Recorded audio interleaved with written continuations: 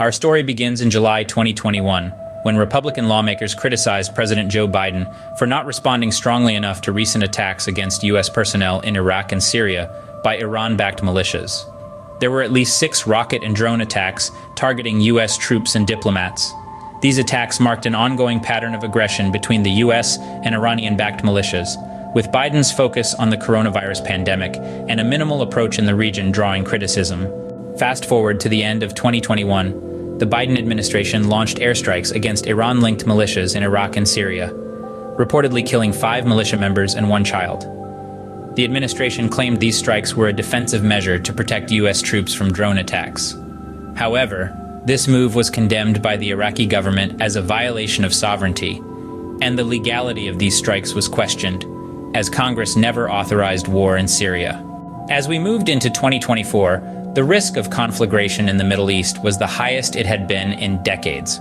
Mistakes or unanticipated successes could lead to spirals, and that could lead to unavoidable, wider conflict. 4 months after Palestinian militant group Hamas's attack on Israel, the ongoing assault on Gaza sparked an almost miraculous avoidance of wider conflict in the Middle East. Despite a continuing slow boil of tensions between the US, its allies, and Iran's many proxies, a wider war still remains unlikely. Neither Iran nor the United States want a war. The Biden administration has elections looming, and it does not need another costly foreign adventure, trouble over its Israel policy, or rising oil prices. Iran's economy is shaky, and it has wider goals of outsized regional influence, milking its technical relationship with Moscow, and the apparent pacey pursuit of a nuclear weapon. Lastly, since October 7th, Iran increased its enrichment of uranium to over 83%. Bolstering fears it was closing in on the nuclear bomb capability it insists it does not want.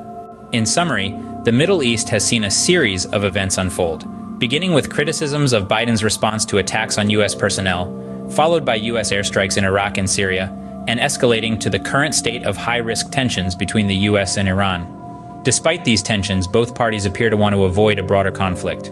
However, Iran's increased uranium enrichment is a looming concern that could potentially change the dynamics of the situation. The complexities of these events remind us of the delicate balance of power and the intricate dance of diplomacy that underpins international relations. So, as we watch the situation in the Middle East unfold, we must remember that every action, every decision, has far-reaching implications in the grand tapestry of global politics.